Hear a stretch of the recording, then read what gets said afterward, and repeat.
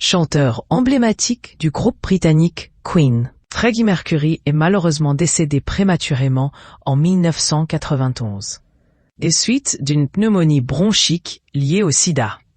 Au cours de son existence, le chanteur a notamment partagé la vie de Mary Austin, avec qui il s'était fiancé sans jamais se marier. À sa mort, il lui a d'ailleurs légué sa maison, Garden Lodge à Kensington, et tout ce qu'elle contenait.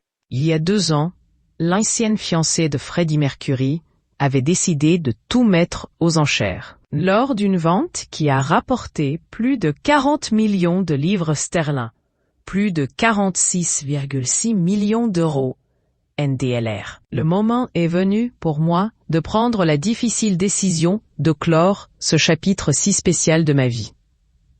J'ai décidé qu'il ne serait pas judicieux de garder mes biens pour moi. Si je devais vendre, je devais faire preuve de courage et tout vendre, avait-elle alors déclaré dans un communiqué. La fameuse vente aux enchères des biens de Freddie Mercury a récemment eu lieu. En raison du nombre très important de lots mis en vente, 1406 au total, NDLR.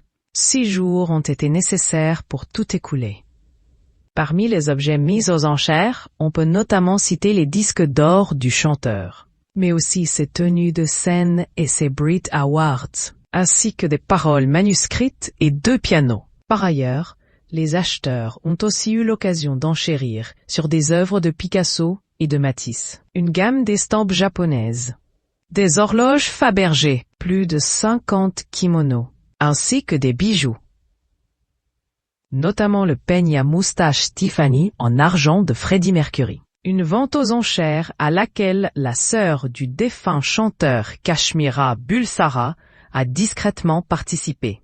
Cette dernière a déboursé pas moins de 3 millions de livres sterling, 3,5 millions d'euros, d'endroit, pour s'adjuger plusieurs objets comme un jukebox, un sweatshirt Nike et un gilet avec des portraits des 6 chats de Freddie Mercury. En fait, la sœur du musicien était en colère et bouleversée de voir autant de biens de son frère disponibles à l'achat pour n'importe qui. Elle a donc essayé d'en racheter certains en toute discrétion.